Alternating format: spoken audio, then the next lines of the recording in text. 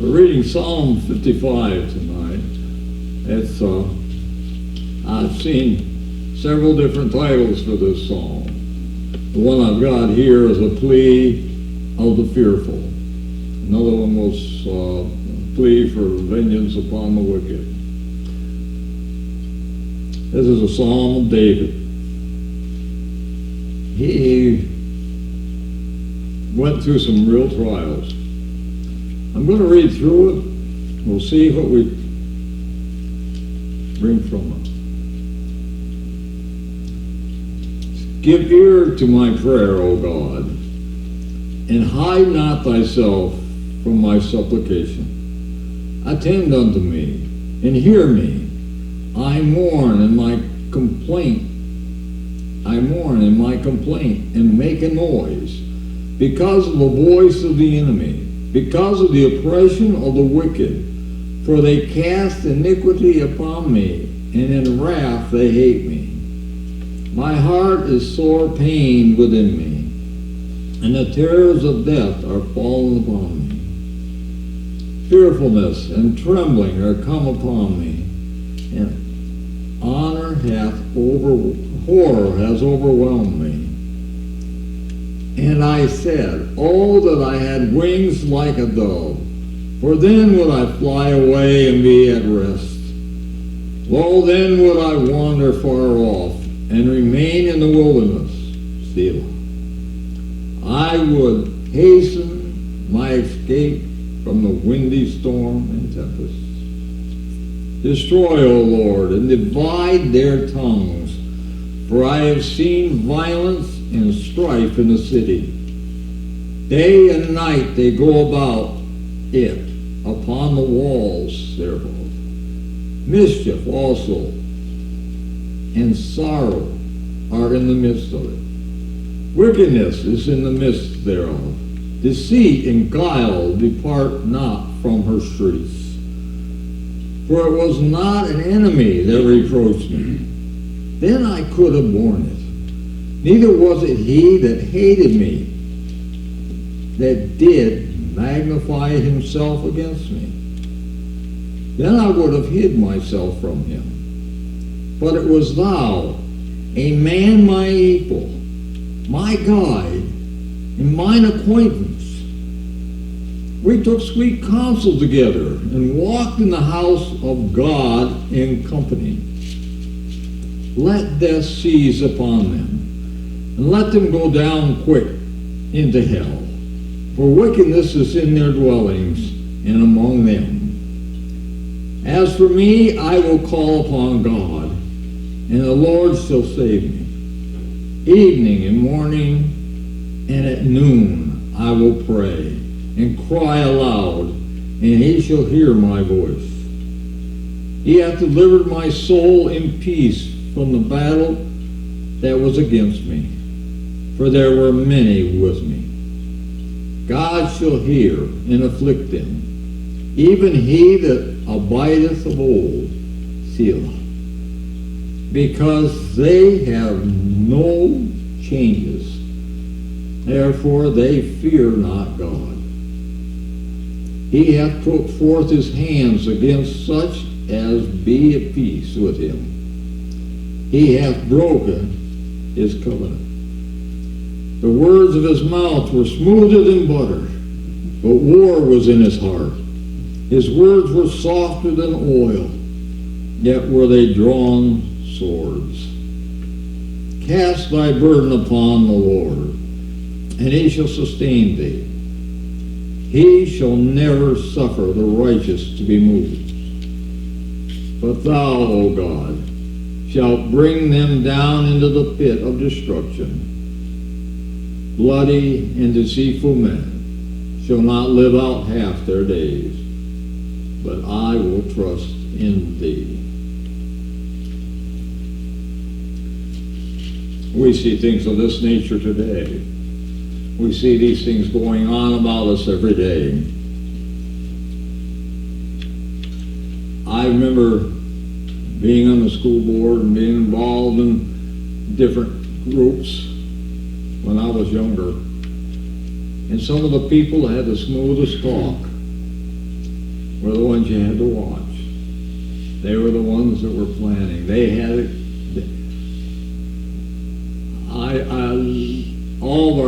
All in education in different fields of politics and like that, take courses in psychology. How to manipulate people. How to get what you want out of them. And some of it's good. Like teachers want to be able to control the students in their class, so they want to be able how to address different situations. But some of them in leadership try to bring everybody under them and to follow what they want to do. David starts out here, give ear to my prayer, O God, and hide not thyself from my supplication. Attend unto me and hear me. I mourn in my complaint and make a noise because of the voice of the enemy, because of the oppression of the wicked. For they cast iniquity upon me, in wrath they hate me. These ones that are attacking him, they're bringing him down. They're afflicting him. And as we read there, it wasn't the fact, it wasn't so much, if he said if they were evil, if they were my enemy, if I knew them, they were my enemy, if they were out to get me, it says, I could handle that. But these are my friends, my guides, my advisors. These are people I trusted in, and they've turned on me. I've seen it happen in churches. I've seen churches split because different ones, they want their way in it. They want it their way. They want it this way. And I've seen churches just destroyed with it. They came to the church with everybody else. They sang the same songs. They said the same prayer. They were there. They took part in the activities. We all see God a little different. We all have different approaches to God. It's not saying they're wrong. God puts up with a lot of us. He listens. David here starts out by saying, attend to me and hear me. I mourn in my complaint and make a noise. I'm just groaning and carrying on. But hear me. Hear me, God. God does. Like I say, David was honest in his prayers, in his psalms he wrote here. He was honest to God, how he felt. And I always like the way he works through his psalm. And when he gets to the end, he's doing like, cast thy burden upon the Lord, and he shall sustain thee. He shall never suffer the righteous to be moved. But he starts out very low. He's very under. But he's honest. That's the way we should be. Honest with God. How do we feel? He knows how we feel. Why do we try to... I've seen people try to make sure they said their prayer just the right way. God wants honesty. He doesn't want us to have pat prayers. He wants us to be honest. And he'll work it out in us. If we talk with him, he'll talk with us. And he'll work it through. He said that because of the voice of the enemy, because of the oppression of the wicked, for they cast iniquity upon me, and in wrath they hate me. My heart is sore pain within me, and the terrors of death are fallen upon me. Fearfulness and trembling are come upon me, and horror hath overwhelmed me. I mean, he is really down. And he's really expressing it the best he can to God.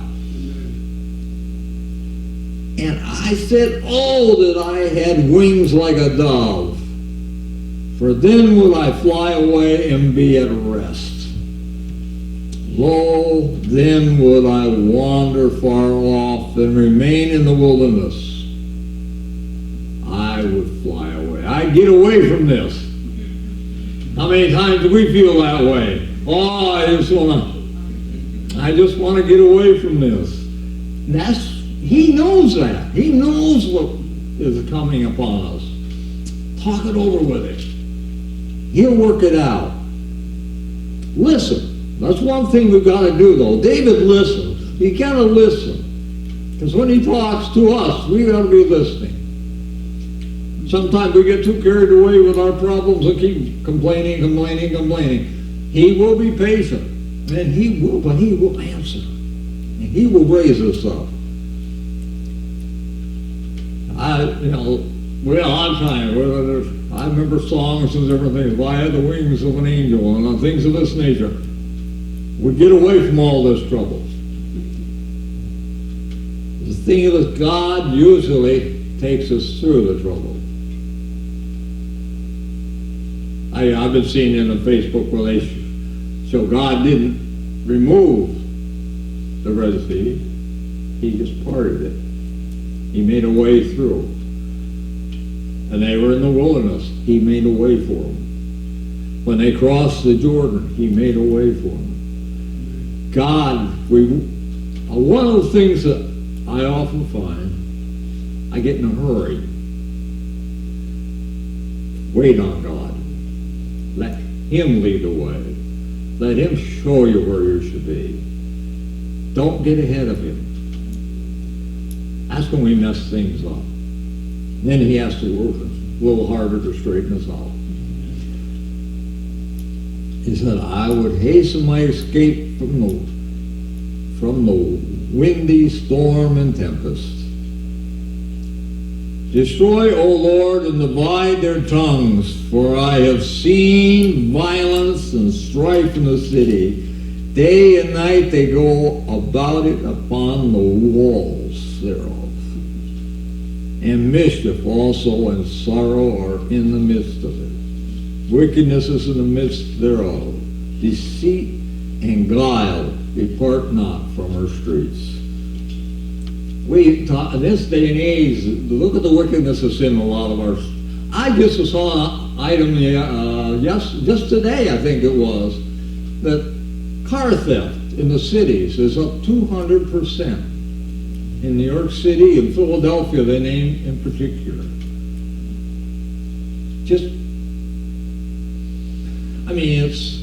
It's a hijacking of the cars and stuff like that. It's gone, and it's the youth that are the dominant ones that are doing this.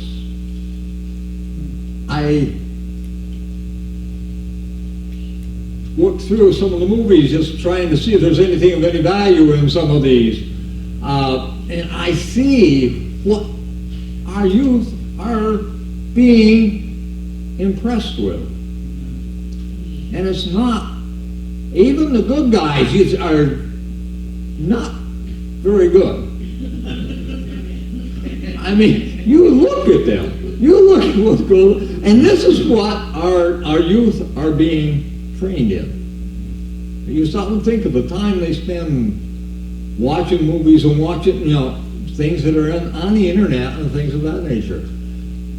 There's a lot of evil in our land. It's going to be weeded out. No ifs, ands, buts about it. It's going to be weeded out. We could overnight lose all. I just look what's happening over there right now between Russia and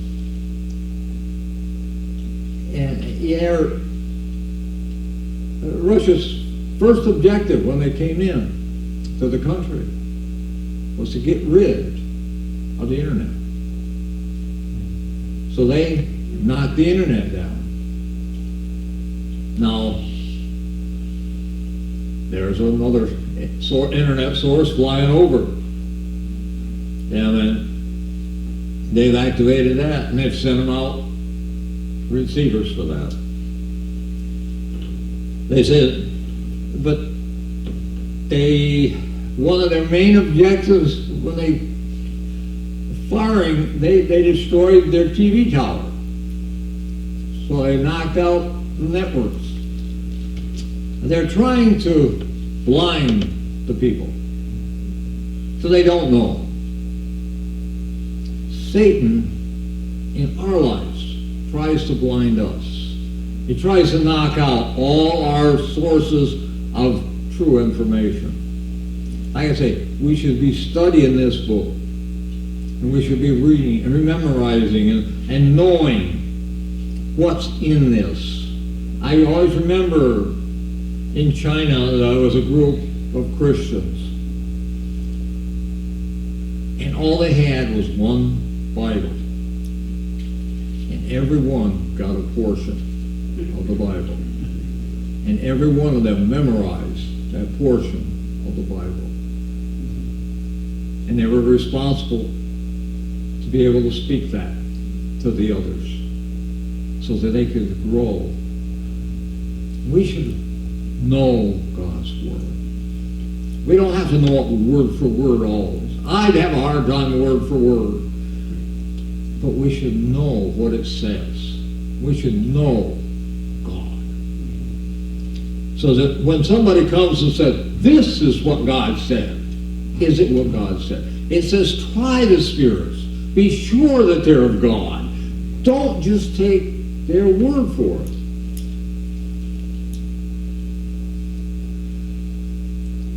He says, he's calling for the destruction of those. He said, divide their tongues so that they can't speak clearly. So that people can't understand them, basically what he's saying.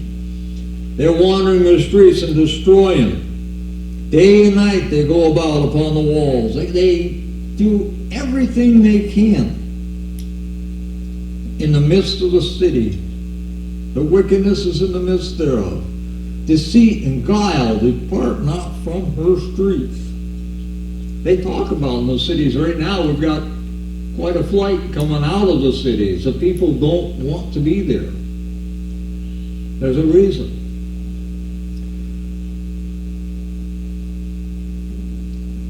He says, for it was not an enemy that reproached me. Then I would have borne it. Neither was it he that hated me, that did magnify himself against me. Then I would have hid myself from him. These are my friends. But it was thou, a man, my equal, my guide, my acquaintance, who took sweet counsel together and walked in the house of God in company. He was joining him in worshiping God. He was joining him in the services. He says, he took sweet counsel with me, walked in the house of God in company. It was thou. He said, let death seize upon them, and let them go down quick to hell, for wickedness is in their dwellings and among them. I don't know, there are different opinions as to what he's talking about here, as what people he's talking. I know several times close people to him did go the other way. His son rebelled against him. His generals, one of his generals went with his son. Close people of his. Yet they're attacking him. I mean, he's upset at him and he wants them to go down to hell. He wants them gone.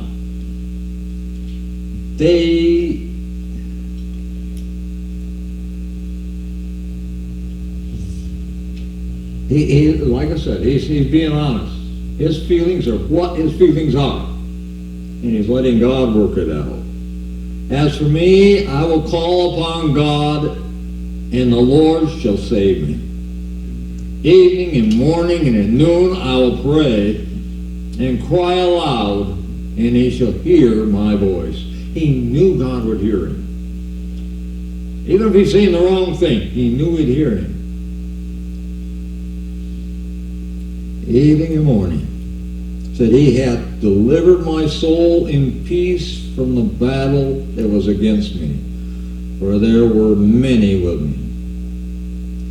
God shall hear and afflict them, even he that abideth of old, because they have no changes. They haven't changed. They haven't turned back. They haven't repented. They have not. They're the same. He said they have no changes. Therefore they fear not God. They're determined they're right. And nobody's going to convince them otherwise. And they're going to stand with that. And they don't fear God. You hear that today, that people aren't fearful of God. In fact, they want us quiet. They have done a good job of coming against the church. The church needs to stand.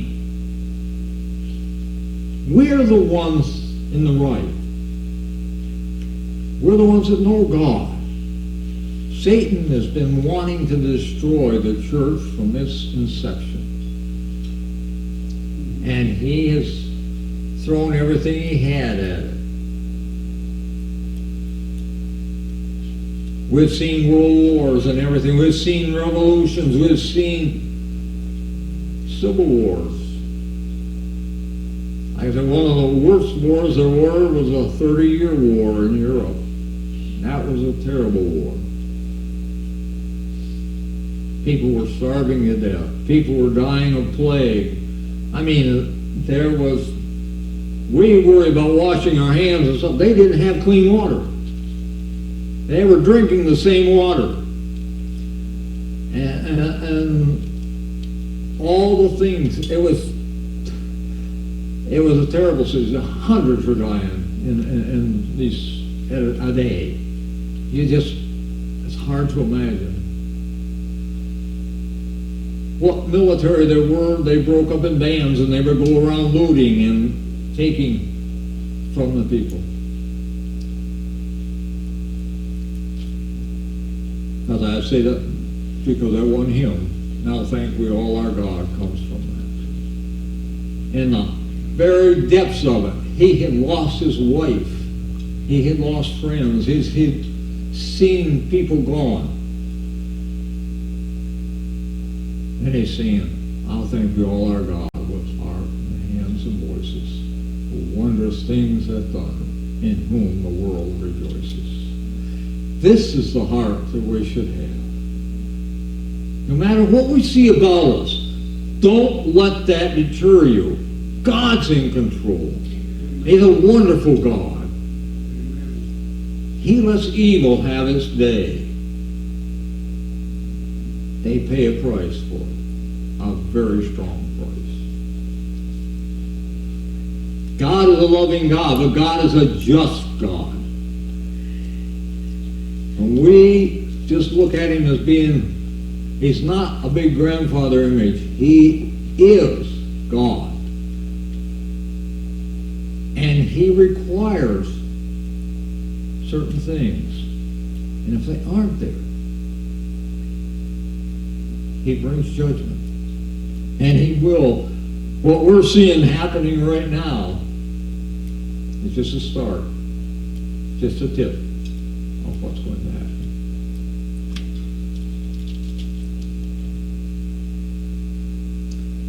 This is, as for me, I will call upon God, and God shall save me. Evening and morning and at noon will I pray and cry aloud, and he shall hear my voice. We should be, it says, pray without ceasing. This is what it's, when we're doing things, prayer should be, we should be communing with God. Sometimes, I guess a lot of times I would be doing something and I can't see how this is ever going to work out. And I remember my wife one time, I was really struggling with something. He says, have you been praying about this? I take the time to pray, there it is. God. There's nothing in this world but God knows the answer. We just think that we know more than God. We think that we can work it through ourselves many times when we should be depending on Him. He wants to help us. He's a loving Father. He wants to give us good things. He wants to help us. He wants to bring us through. And sometimes He has to get our attention. And so we do turn to Him. But He says, evening and morning and noon, and I pray and I cry aloud, and He shall hear my voice. He hath delivered my soul in peace from the battle that was against me, for there were many with me. God shall hear and afflict them, even he that abideth of old, Selah, because they have no changes. They fear not God. He hath put forth his hands against such as be at peace with him. He hath broken his covenant. They had been at peace with God, and they broke the covenant with God. Israel was blessed of God. They came in that first generation, everything prospered. They were wonderfully kept by God. But the next generation turned away from God. They got trusted. They had wealth. They had everything they needed. What they need God for. Sometimes I think in the United States we have so much we don't have to trust in God. It seems like. Because we have these things. We can do this and we can do that. I hear them say, we are a great people. No. We're a great country because God blessed us. And when we forget God, look what's happening. We have set our sights away from God. We think that we can do it with money. We think we can do it with technology, things of this nature. All these things are but passing. They don't last. All our technology can be gone tomorrow. If there were no computers, like I said, most of our military could not exist. Our planes, most of our planes could not fly without a computer. I remember years ago, seems like years, but they'd gotten a hold of a Russian-made plane, and they were laughing about it. This MiG plane had vacuum tubes for its computer.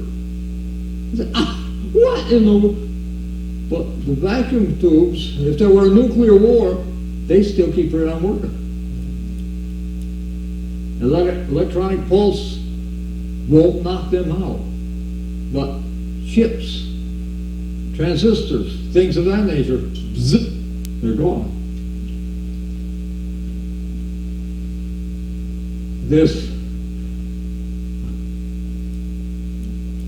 But we've gotten so intricate with our jets and stuff. How quick they can turn in this. And the designs are made.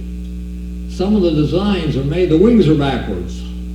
They sweep towards the front instead of to the back of the plane. And if it weren't for a computer, you could not fly that. You could not control it. It was flipped so quick. Our tanks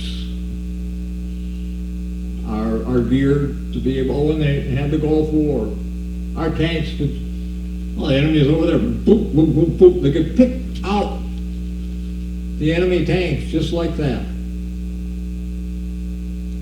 because of the computers. Without that computer, they can't do much of anything with it.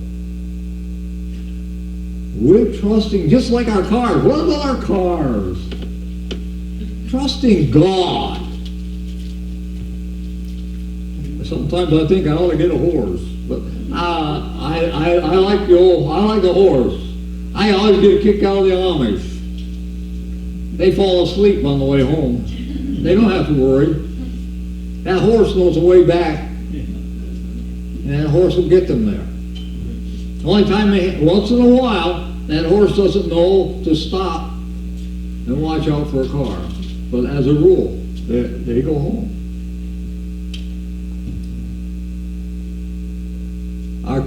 They're trying to come up with cars that will do that.